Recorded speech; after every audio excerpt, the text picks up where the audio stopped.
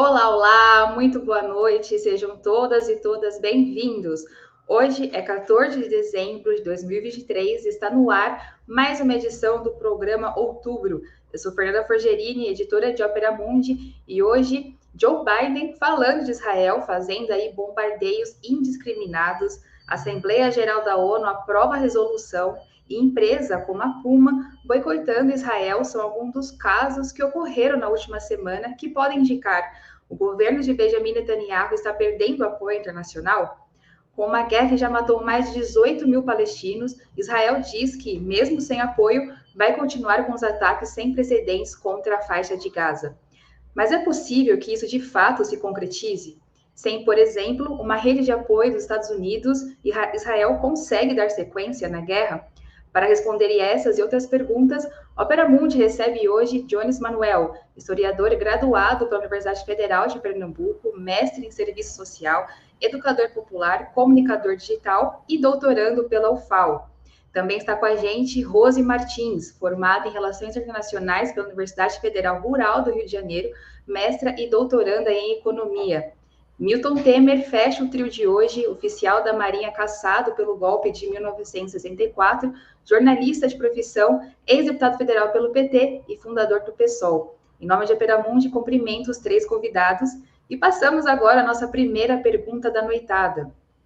A Assembleia Geral das Nações Unidas aprovou na terça-feira desta semana uma resolução que exige um cessar-fogo imediato na faixa de Gaza.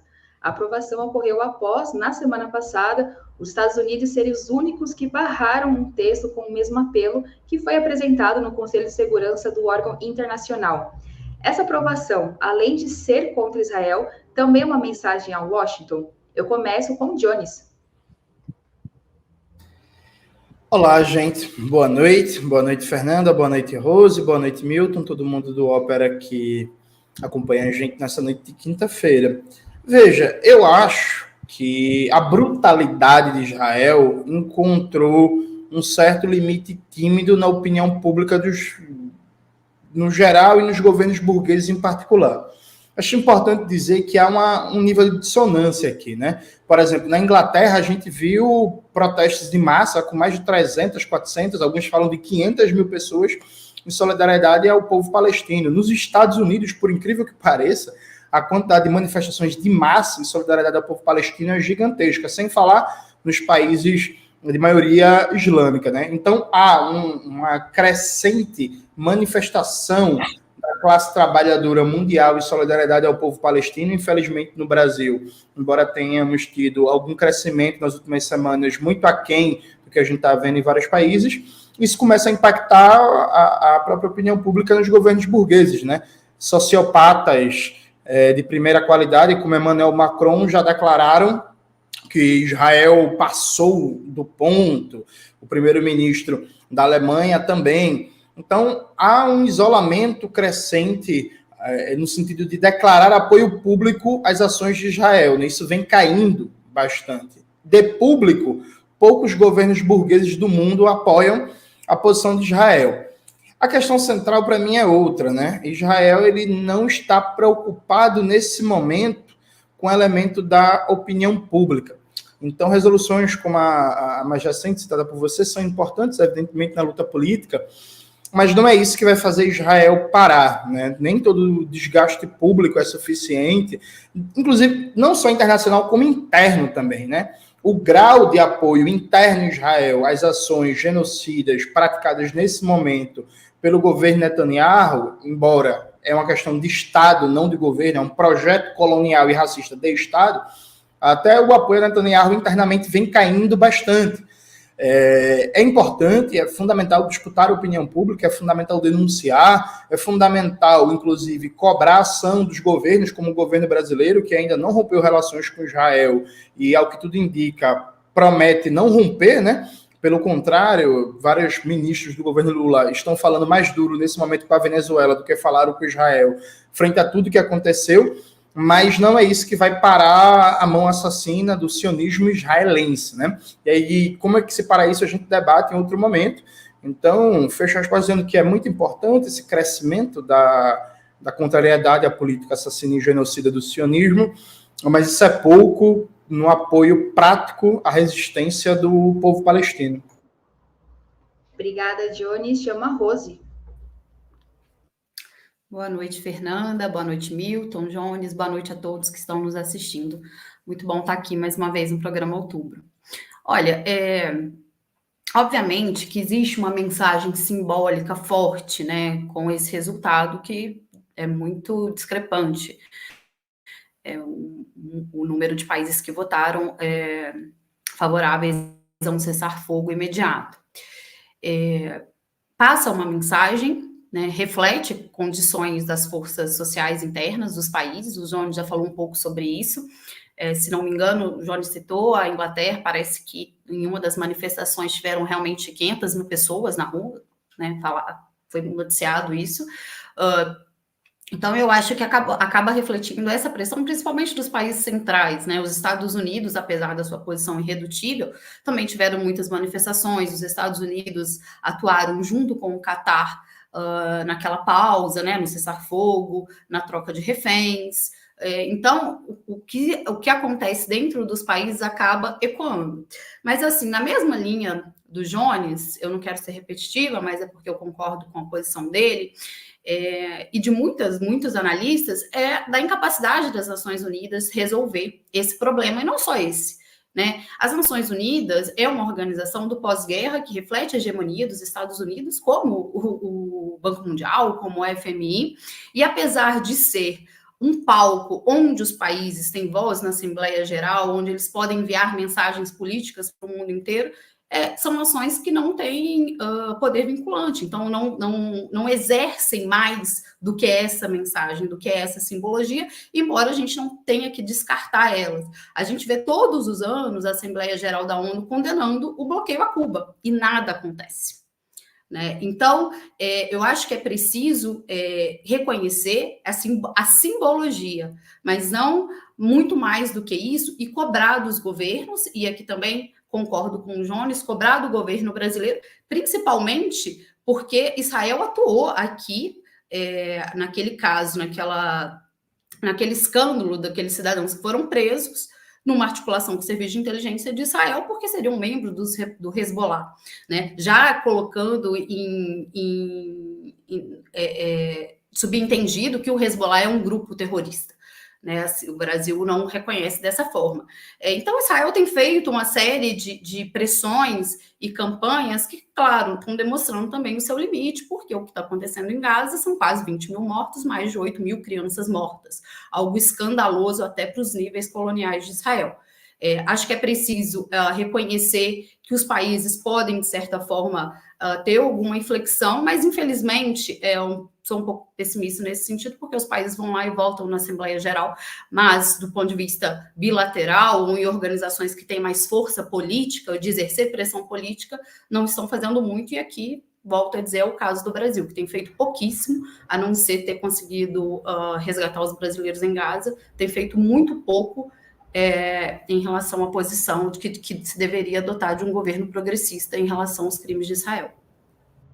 Obrigada, Rose. E para fechar, Milton.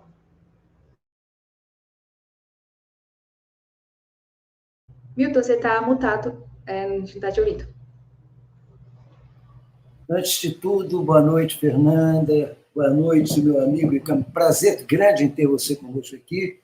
Abraço ao meu amigo, camarada, parceiro, Jones Manuel. Prazer imenso em estar com a Rose, com os companheiros e companheiras que estão seguindo essa transmissão. Eu iria um pouco entrar pelos caminhos que os dois já abriram as portas. Mas eu quero tocar num ponto específico da questão da discussão do papel da ONU. Eu não quero confundir ONU com o Conselho de Segurança da ONU. A tragédia da ONU revela, inclusive, um dos erros capitais da diplomacia brasileira. A diplomacia brasileira se empenha em arranjar uma vaga permanente neste Conselho de Segurança, quando qualquer governo progressista tinha obrigação de defender o fim desse Conselho de Segurança. A ONU tinha que ter uma executiva que poria em prática aquilo que for deliberado pela Assembleia Geral, como em todos os partidos, como em todos os governos, a Câmara e o Senado dos governos, os diretórios, os diretórios nacionais ou enfim, os órgãos deliberativos que têm uma executiva para pôr em prática aquilo que é deliberado. A ONU não. A ONU tem uma executiva onde 4 países têm força de vetar e impedir que o conjunto da Assembleia não possa deliberar. Não é a ONU que é inapetente, ao contrário, a Assembleia da ONU seguidamente dá demonstrações de posições progressistas, por incrível que pareça. Enfim, são mais de 200 resoluções condenando Israel. A ONU já teve condições de registrar como racista o regime sionista de Israel de 1975 até o meio da década de 95. Os Estados Unidos, nesse período, era tal o quadro internacional que não podiam impedir, não tinham forças para fazer o veto. Como não teve força agora, a embaixadora americana, naquela última resolução, que ela votou diferentemente de Israel, se abstendo e deixando o embaixador de Israel louco de raiva, porque tinha que votar com ela. E é fato. Hoje o Thomas Friedman, no New York Times, mostra de que forma está se decompondo esse apoio. Ele mesmo declara no New York Times: Israel está conseguindo destruir qualquer tipo de apoio que o país possa ter diante das barbaridades que tem cometido. E apresenta uma contraproposta bizarra e canalha. Ou seja, que Israel passe a adotar não a pausa humanitária, essa canalice de pausa humanitária falaciosa, mas sim a suspensão, cessar-fogo definitivo. Em troca de quê? Não oferece nenhum dos presos palestinos por Israel, mas oferecendo apenas o seguinte: vocês soltem os reféns que nós paramos de bombardear. Agora, aqueles presos palestinos que estão lá presos de maneira absolutamente arbitrária, torturados, assassinados, massacrados dentro dos presídios de Israel, esses continuariam. É a proposta de Thomas Friedman dentro da canalice geral da mídia, controlada pelo sionismo, e dos governos que, felizmente, por pressão das massas, por suas condições internas e não por qualquer sentimento em relação ao povo palestino, se obrigam a recuar no apoio incondicional que vem dando a Israel. Tenho medo que não resulte isso objetivamente numa concretização de algo que seja o reconhecimento da Palestina e do povo palestino. Mas, de qualquer forma, já manifesta uma vitória concreta essa iniciativa do Hamas de impedir, com seu ato, que alguns governos títeres da região fizessem acordo com Israel, como já estava encaminhado.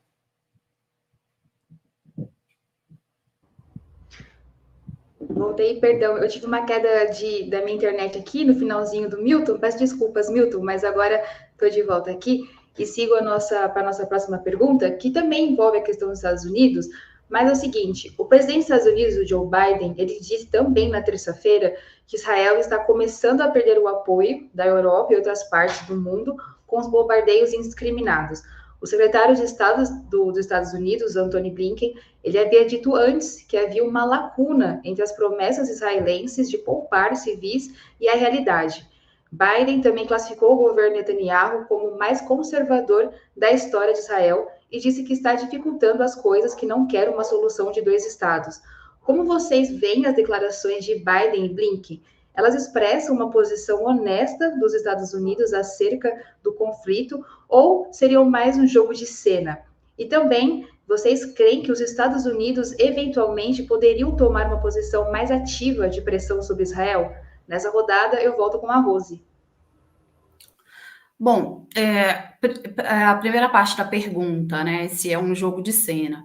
Historicamente, a política externa dos democratas são um jogo de cena, né? Vários sinais são emitidos e eles fazem isso com a maior tranquilidade há muitos anos. No caso específico do 7 de outubro para cá, eu acho que o que está pesando para o governo Biden é a questão eleitoral que eles vão ter que enfrentar daqui a um ano. Eles estão com essa dificuldade não somente em relação a Israel, mas também em relação à Ucrânia e em relação a um maior peso ali na fronteira com o México. Estão tentando aprovar um pacote conjunto, as 3 questões que julgam como questões nacionais, e há uma divergência entre os republicanos e os democratas, e o dinheiro não está saindo.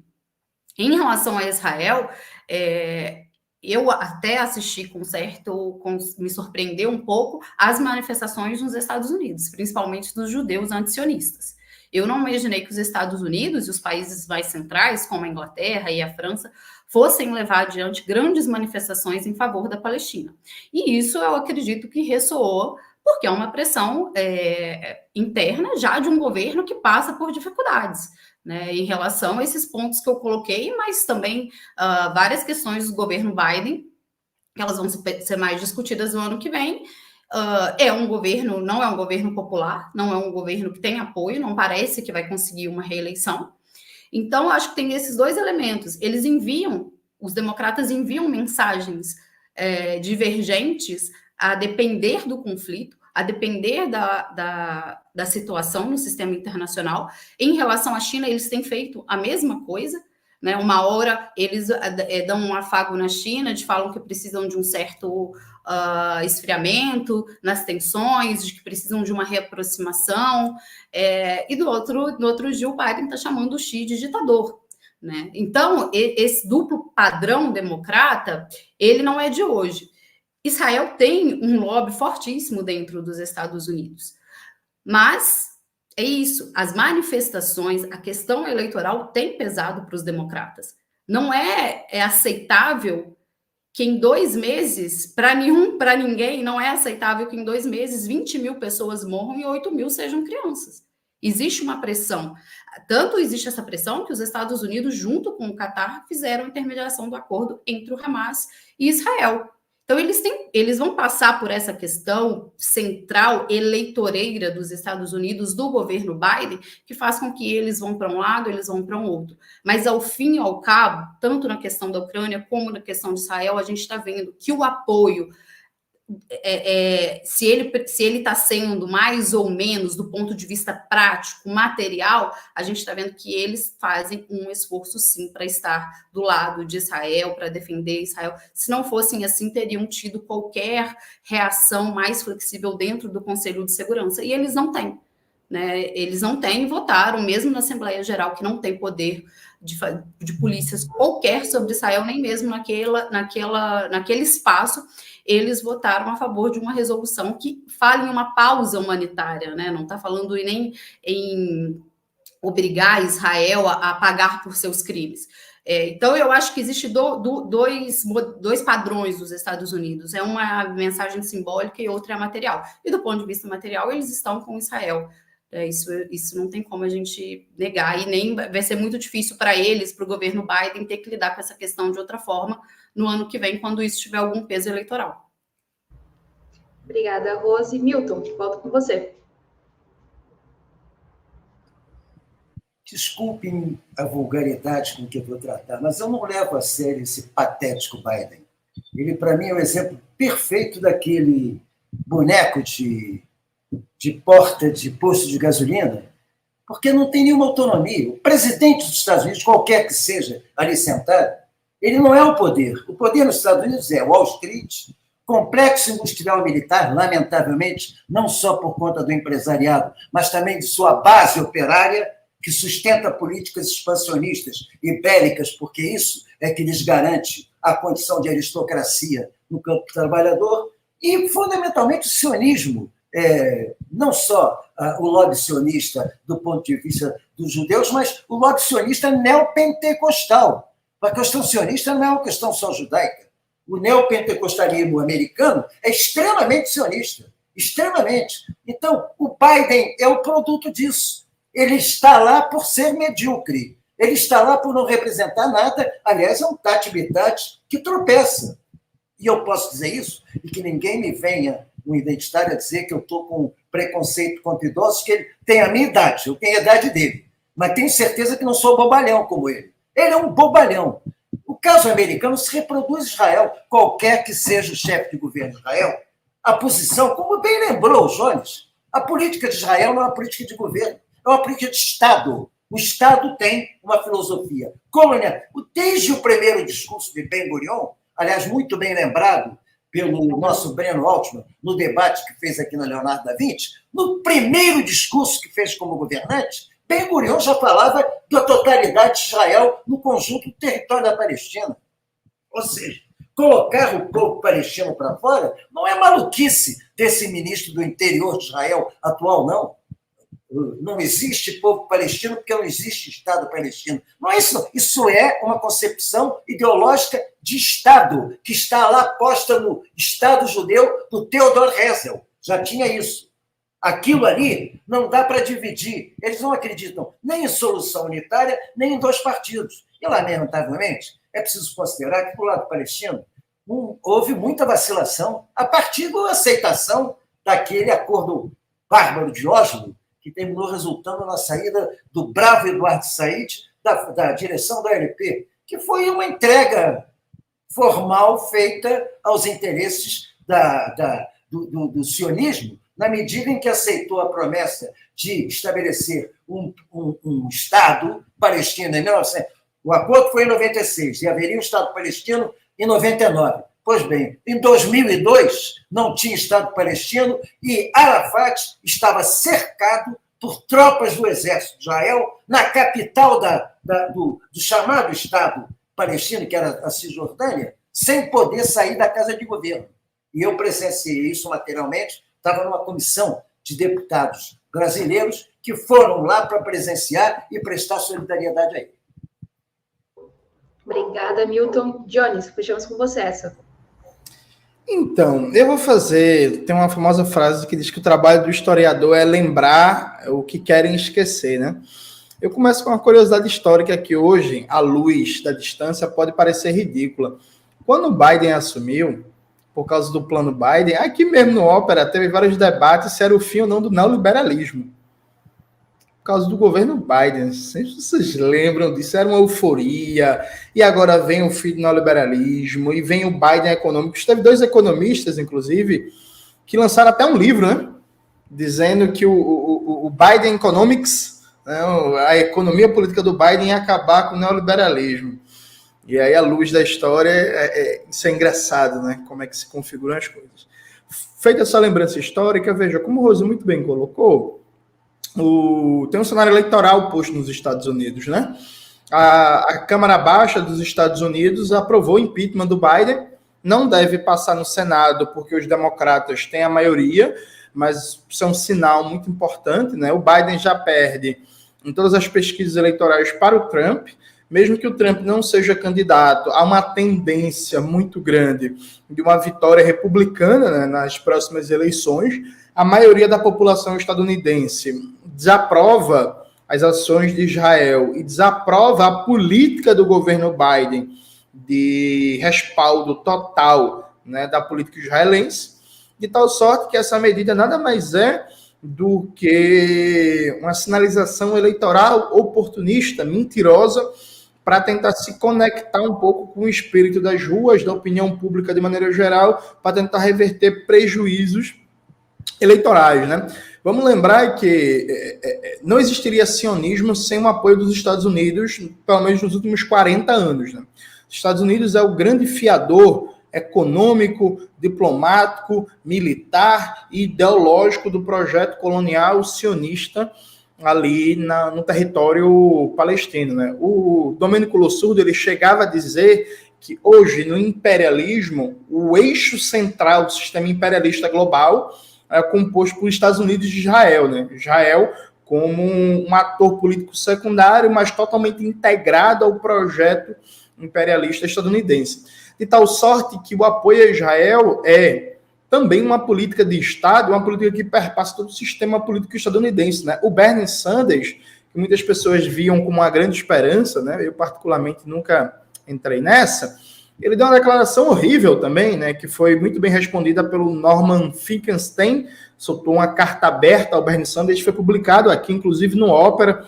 Eu recomendo todo mundo que leia, vou procurar já e vou botar o link na tela, que é sensacional, mostrando como até a suposta esquerda dos Estados Unidos, né, Ocasio-Cortez, que nunca valeu nada, Bernie Sanders, que também nunca valeu nada, Ocasio-Cortez veio para o Brasil e foi adorada, né, porque a deputada de esquerda foi lá abraçar ela, né, esse povo não entende muito o que se passa no mundo, não.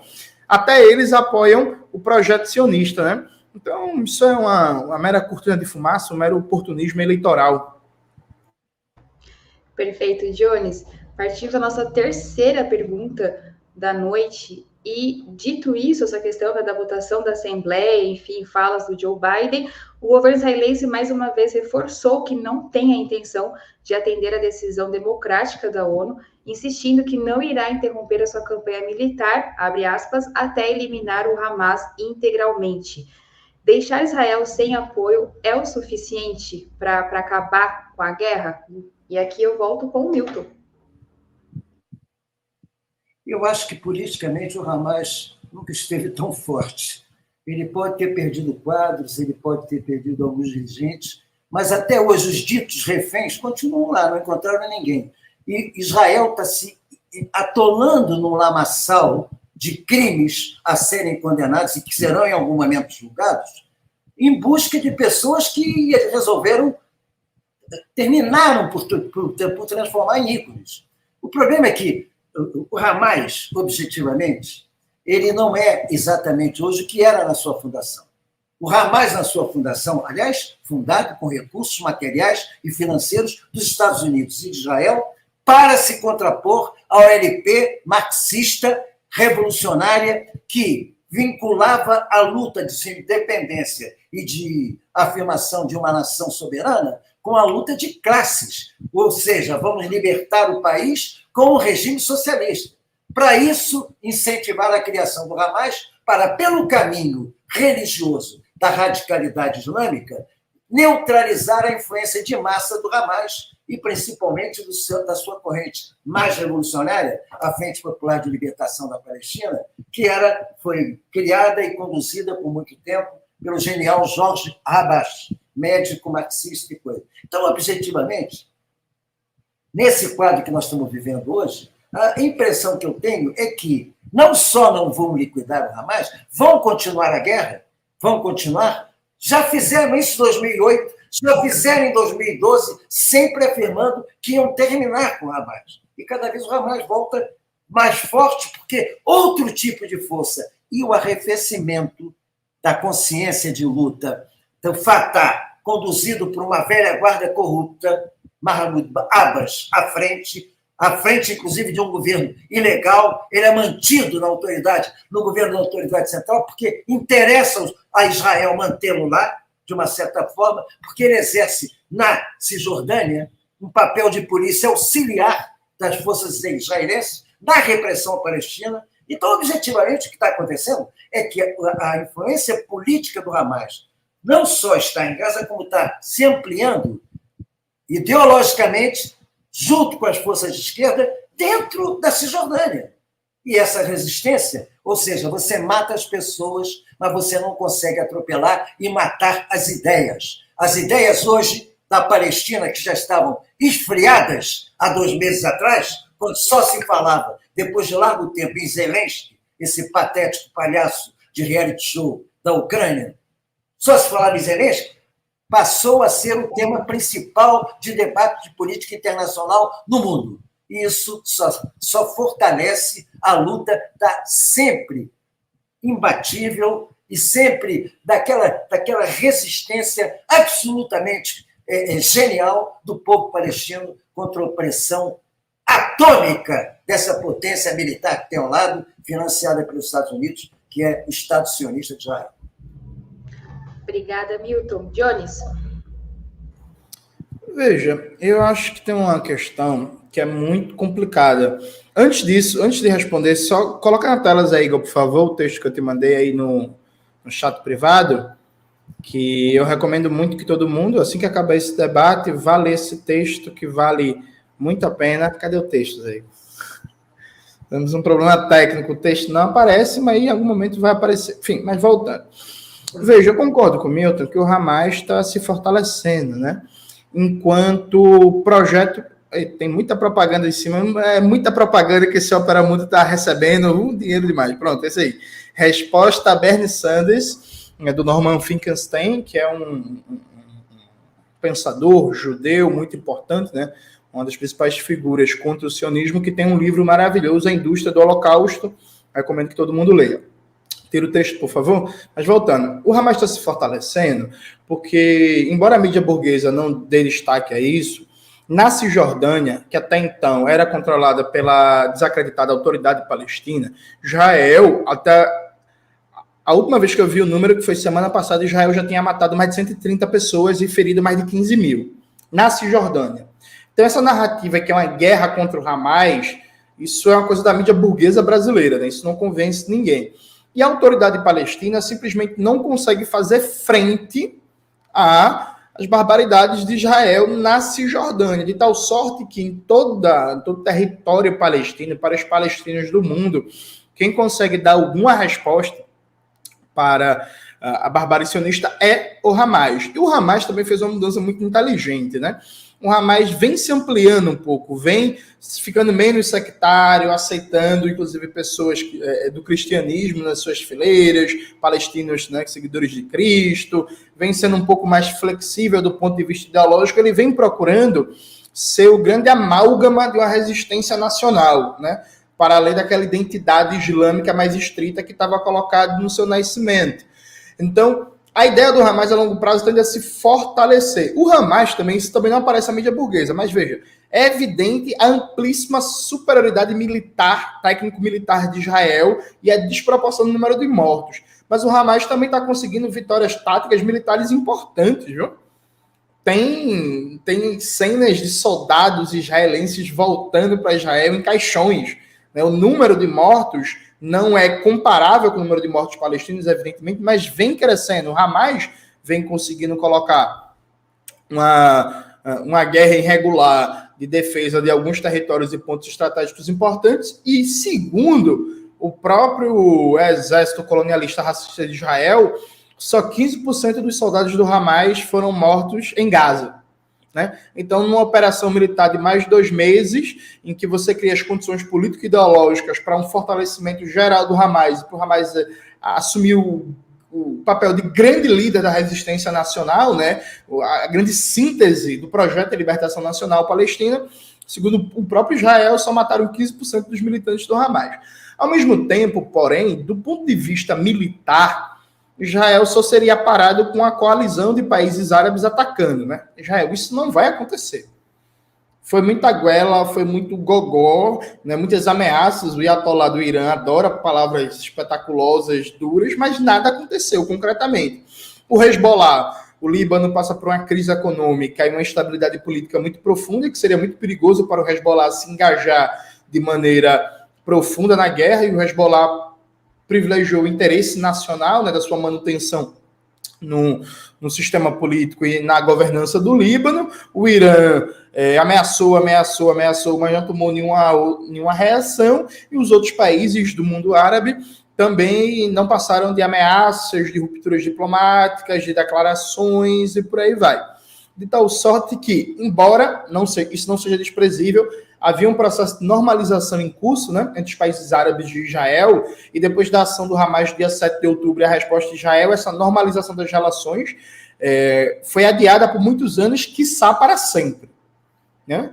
Porque é muito difícil que qualquer governo desse consiga, daqui a 2, 3, 4, 5, 6, 7 anos, ou qualquer tempo desse, naturalizar uma retomada estreita de laços diplomáticos com Israel.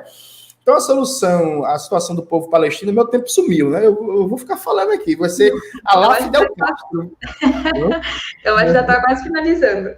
Mas terminando, a curto, médio prazo, grande preocupação é que Israel não consiga realizar seu plano estratégico, que é uma limpeza étnica total de Gaza, empurrando a população de Gaza para o Egito. Esse é o plano.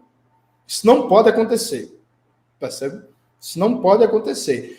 E a estratégia, me parece, é uma estratégia de uma guerra de libertação nacional, com várias escaramuças militares de guerra irregular, né, por parte do Hamas, por longos anos, até criar... Porque, concluindo de verdade, tem um elemento que é fantástico, eu li até num texto do Ópera, né? Eu acabei de esquecer o nome, mas eu vou colocar ele na próxima pergunta, que ele faz um balanço dos prejuízos econômicos de Israel. Atenção, o turismo de Israel parou. A economia israelense, por causa da mobilização dos soldados, está em sérias crises. começa a ter escassez de alguns produtos. Então, o Hamas ele conseguiu, com a sua ação de 7 de outubro, ser mais eficiente que 30 anos do boicote e sanção a Israel, né? E não é que o movimento não seja importante, ele é importante, mas veja, o impacto na economia israelense é gigantesca. Isso não pode ser desprezado. A burguesia israelense está sentindo o peso dos efeitos da ação do Hamas. Valeu, Jones. Fecha com você, Rose. Fernando, você pode repetir a pergunta, por favor? Porque Claro. E o Jones, eu acho que eles trouxeram muitos elementos e eu me perdi um pouco. Tranquilo. Era o seguinte, o governo israelense ele reforçou mais uma vez que não tem a intenção de atender a decisão democrática da ONU em relação à Assembleia Geral e insiste que não irá interromper a sua campanha militar até eliminar o Hamas integralmente. E aí eu pergunto se deixar Israel sem o apoio é o suficiente. Bom, o Jones e o Milton já tocaram nisso. Esse é um conflito, a posição de Israel, ela é extremamente complexa para a gente criar uma saída para essa situação, para fim do Estado colonial e do regime de apartheid de Israel. Porque eu acho que ela não tem uma saída única, né? Por quê? O Hamas, apesar do crescimento, do apoio, e eu estou até aqui abri uma reportagem publicada no Ópera, de uma pesquisa que mostra que 82% da população da Cisjordânia apoia os ataques de 7 de outubro e 57% em Gaza, e a ação do Hamas, apesar desse apoio ter sido crescente e de Israel ter até aceitado o Hamas como uma força beligerante e feito aquela negociação intermediada pelos Estados Unidos e pelo Catar, a gente está lidando com realmente um Estado militarmente muito poderoso. Então, a saída militar, não sei se a saída militar é a única. A saída política, do ponto de vista dos outros entes do sistema internacional, dos outros atores, e aqui o Johnny já trouxe a questão do BDS, né, do movimento BDS, que é importante também, sozinho eu acredito que não vai mudar o curso das políticas de Israel, que tem mostrado irredutível, e sobretudo porque tem um apoio também dos Estados Unidos, e um apoio talvez não tão claro dos outros países centrais, né, como a Inglaterra. Na última votação do Conselho de Segurança, do dia 8, a Inglaterra se absteve, os Estados Unidos vetaram a resolução, e a Inglaterra se absteve, mas em outros momentos a Inglaterra também vetou resoluções contrárias a Israel. Então, é um quadro complexo de saída para a situação caótica da Palestina, né? É fácil entender que Israel é um Estado colonial, que pratica um regime de apartheid, né? que coloca o povo palestino em uma situação humilhante, de humilhação, de falta de cidadania, de direitos básicos, de acesso a itens básicos há muitos anos. Isso é muito fácil entender. Agora, levando em consideração a disparidade de força entre o Hamas e Israel, a posição dos países árabes também, que não entraram como se esperava, inclusive o Johnny citou, acho que o Irã, quero lembrar também aqui a Turquia, né? Não sei se vocês lembram daquele comício, né, que o Erdogan falou que Israel ia sentir o peso, não sei o que lá, estava lotado, né? Parecia um comício político mesmo, e também não acabou não dando em nada. Então, existe uma questão extremamente complexa do ponto de vista militar de como, de fato, derrotar. Então, eu acho que é uma junção da questão política. Acho que o máximo de pressão política, de corte de relações, e é que volto a falar da posição do Brasil, de ter expulsado esse embaixador, de criar um constrangimento, de ajudar a criar um constrangimento a Israel nos espaços internacionais, de ter feito aqui na região mesmo, né, junto com os países parceiros, dentro das organizações que o Brasil lidera de forma natural na nossa região, ter feito um movimento de, não sei, uma carta conjunta, algo no sentido de criar mesmo um embaraço. Tem a questão dos acordos, né, de cooperação militar, assinados no período Bolsonaro. Parece que agora eu também vi essa reportagem no Ópera. Alguns deputados estiveram com Mauro Vieira e ele prometeu que que esses acordos não vão ser levados adiante. A gente não sabe, Ali parece que é uma informação de bastidor, a gente não sabe o que vai acontecer. O governo brasileiro não tem uma posição clara, né? O Lula faz algumas declarações que a gente acha agora vai, mas não foi, o embaixador não foi expulso. Enfim, eu gosto sempre de frisar a posição do Brasil, que eu acho que é péssima nesse momento, para dizer que talvez uma articulação de países, o chamado Sul Global, eles gostam tanto de falar da mudança de forças no sistema internacional, já deveria ter se posicionado de uma forma muito mais firme, conjunta, para levar o máximo de apoio à Palestina, à causa palestina, colocar Israel numa situação de isolamento, pelo menos por parte desses países, mas nem isso a gente está vendo. Eu acho que o grande otimismo na questão da Palestina, nesse momento, tem sido as forças sociais ao redor do mundo que têm colocado a questão da Palestina para discussão. E acho que, né, a gente tem que agradecer que o Hamas que o apoio a Hamas esteja crescendo, porque senão a situação que daqui a uns meses a gente não vai estar discutindo mais isso, e não vai ter resistência, não vai ter nada. Fernanda, se me permite, porque isso é um debate, eu quero dizer que claro. a Rose levantou algo muito importante agora, que realmente há uma ilusão, uma diferença e uma dissimulação.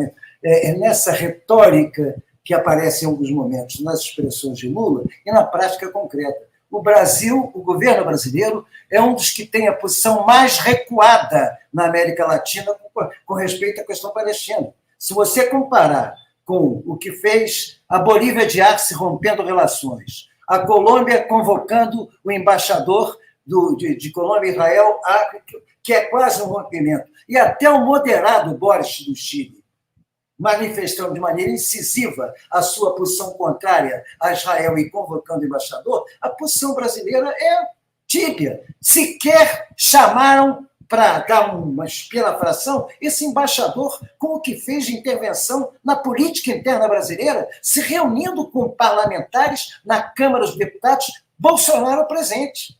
E está aí, continua. Devia ter sido pedido, para não falar em rompimento de relações, a substituição desse embaixador, como mínimo. Acho que Rose lembrou de uma questão muito importante. Perfeito, obrigada, Milton. Antes da gente continuar aqui no nosso programa dessa quinta-feira, queria pedir a contribuição financeira de vocês para a Opera Mundi. Mas também lembrar que até o dia 22 deste mês de dezembro, quem fizer uma assinatura anual de Opera Mundi vai ganhar um exemplar autografado do livro Contra o Sionismo, Retrato de uma Doutrina Colonial e Racista, de Breno Altman, que é jornalista e fundador do site. Basta entrar em www.operamundi.com.br/apoio-anual e fazer a sua contribuição. Também lembro que aqueles que já são assinantes regulares de Opera Mundi ou membros do nosso canal aqui no YouTube têm direito a um desconto de 50% na compra deste livro no site da editora Alameda. Basta olhar a sua caixa de e-mail ou aqui na comunidade de Opera Mundi no YouTube.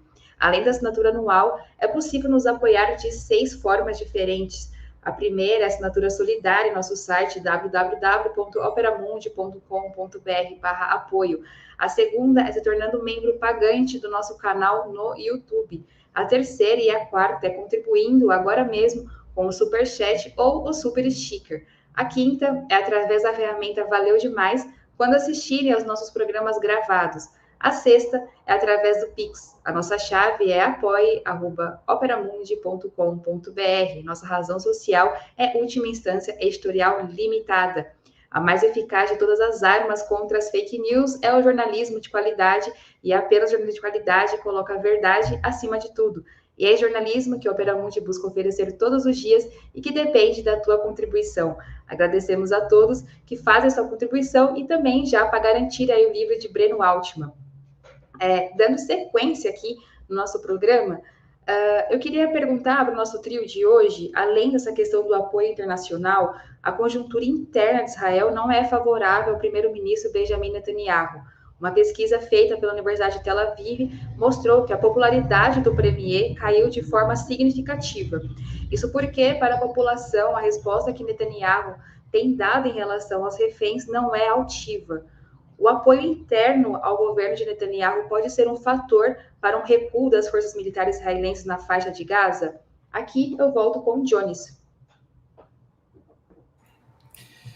Então, vamos lá. É preciso ter muito cuidado com esses dados, porque um dos discursos mais canalhas, mais desonestos dos tal dos sionistas de esquerda, com muitas aspas, é dizer assim, não, mas nós somos contra o governo Netanyahu, a esquerda que apoia a Palestina deveria se unir com a gente, porque antes da ação do Hamas, tinha protestos na rua contra Netanyahu, Tel Aviv tinha protestos de 200, 100 mil pessoas, tudo isso é verdade, mas não era protestos contra o avanço do projeto colonialista e racista de Israel contra os palestinos, né?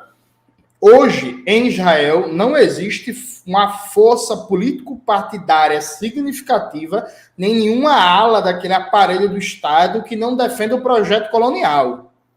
A grande diferença se dá em questões internas, né, de Israel.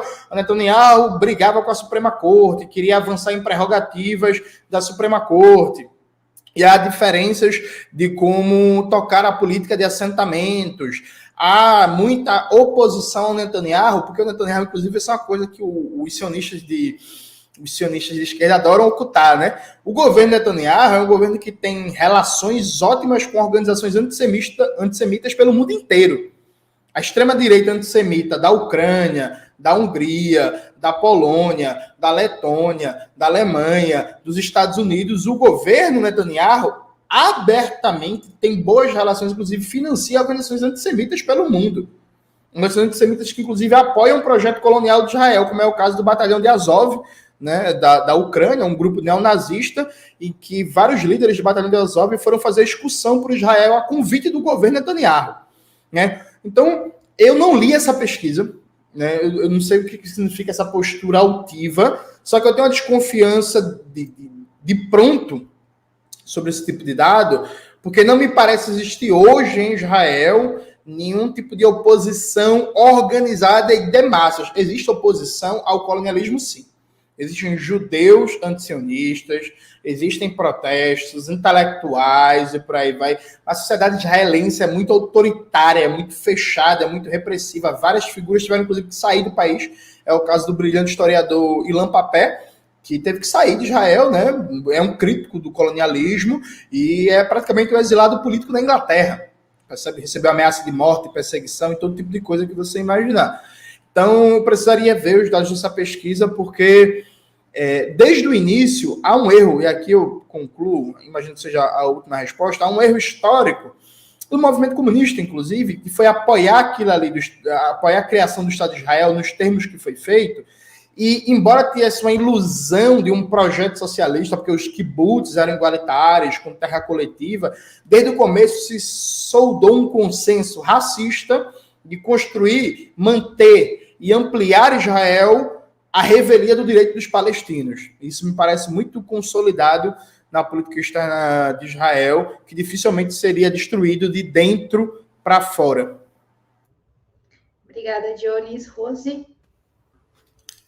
Olha, eu vou ser breve na minha resposta, porque eu também não vi essa pesquisa e acho que eu não vou gastar aí meus 3 minutos, mas eu quero trazer 2 questões. Primeiro que o Netanyahu ele estava sofrendo aí uma queda na popularidade por causa da reforma lá no sistema de justiça, né, que daria várias regalias para ele no caso de corrupção que ele estava enfrentando.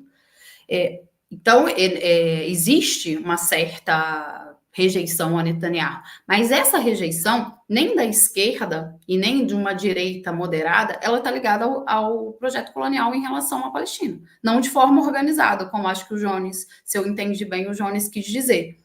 Está muito mais ligada à questão do que é a democracia para Israel e a figura do Netanyahu como extrema-direita do que historicamente tem sido feito em relação aos palestinos. Agora, a onda de violência, a questão de ter reféns na mão do Hamas, né, e isso ter causado mortes como nunca se via em Israel, 7 de outubro para cá, é lógico que vai criar uma série de questões dentro da sociedade. Agora, também a gente tem que ver o que está posto para substituir o Netanyahu, que também não é boa coisa.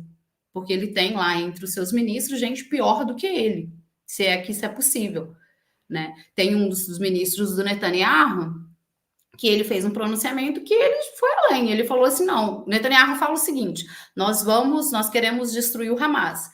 Agora me falhou o nome desse ministro, mas é de um vídeo recente que ele falou assim, não, nós não queremos destruir só o Hamas, nós somos um povo superior. E é gente que está no governo dele, se não me engano, é o ministro das Finanças. Gente muito mais à direita do que o Netanyahu.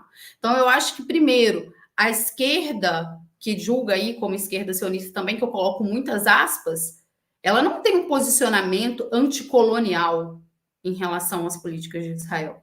Talvez elas não sejam, seus posicionamentos não sejam de uma pressa, de uma urgência de colonização tão rápida em relação ao que aconteceu na Palestina. E outra coisa colocada em questão é quem poderia substituir o Netanyahu. E a questão de que ele estava sofrendo perda de popularidade por causa dessa reforma aí no sistema de justiça deles.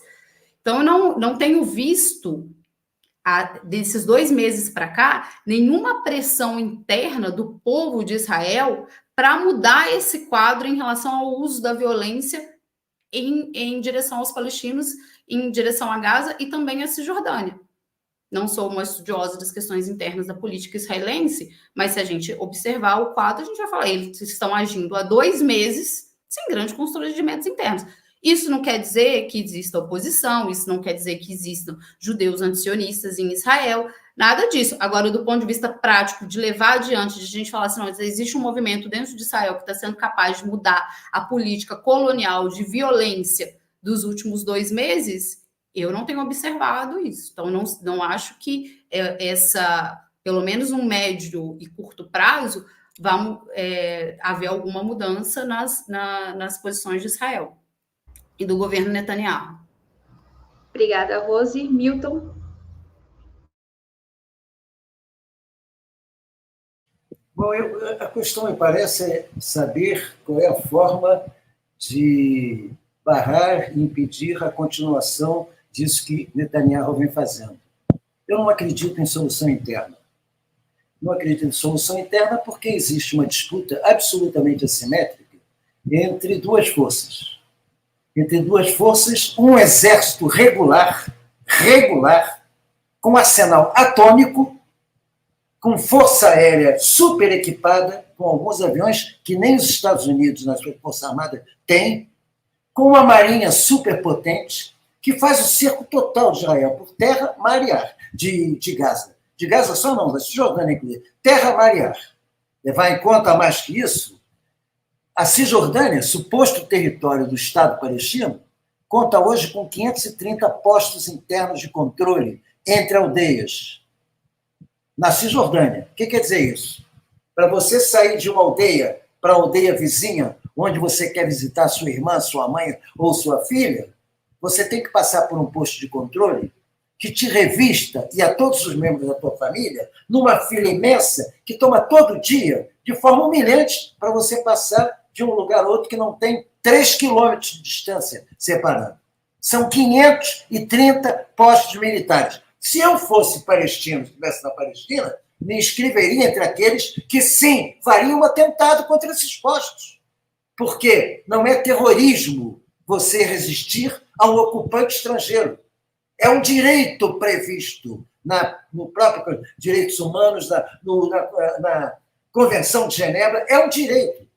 Eu vou repetir, porque é bom dizer. Terroristas foram Maquisard na França, Partigiani na Itália, durante as ocupações dos exércitos nazistas, que, inclusive, chegavam nesses lugares por ocupação, inicialmente, numa posição menos hostil, agressiva e criminosa, do ponto de vista de atacar a população civil, do que chegam os soldados de Israel nas aldeias. Sempre chegaram, aliás, até antes da colocação do Estado de Israel.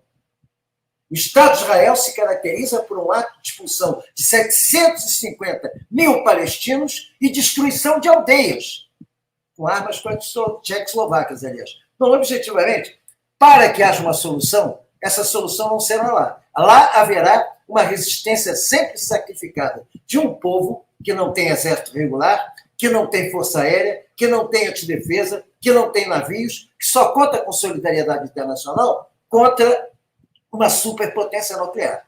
Para que essa superpotência nuclear tenha algum equilíbrio compensatório, é fundamental a pressão externa sobre o governo americano, principalmente, e as potências capitalistas, que aportam recursos militares e financeiros a fundo perdido a Israel. Ou seja, as burguesias da Alemanha, da França, dos Estados Unidos, que foram cúmplices por omissão ou por apoio àquilo que Hitler fez contra comunistas, socialistas e depois contra judeus, mas é bom ter claro, primeiro contra comunistas, socialistas e depois contra judeus, essas burguesias canalhas não têm o direito de transferir para o povo palestino o papel de réu, que é deles, que o povo palestino é vítima de uma grande injustiça planetária contra a sua real existência. É isso, muito obrigada, Milton. Chegamos assim ao final de mais uma edição do programa Outubro. Conversei hoje com Jones Manuel, Rose Martins e Milton Temer. Agradeço a esse trio. Muito obrigada pelo debate. Agradeço ao chat também, quem pôde contribuir. Não deixe aí de fazer sua assinatura anual aqui em Opera Mundi para ganhar o livro de Breno Altman. Ou se você já é assinante, também tem 50% de desconto. Então aproveite aí o livro Contra o Sionismo, Retrato de uma Doutrina Colonial e Racista. O Outubro volta nessa sexta-feira, sempre às 19 horas, aqui nos canais de Opera Mundi. Muito obrigada a todos, uma boa noite, tchau, tchau.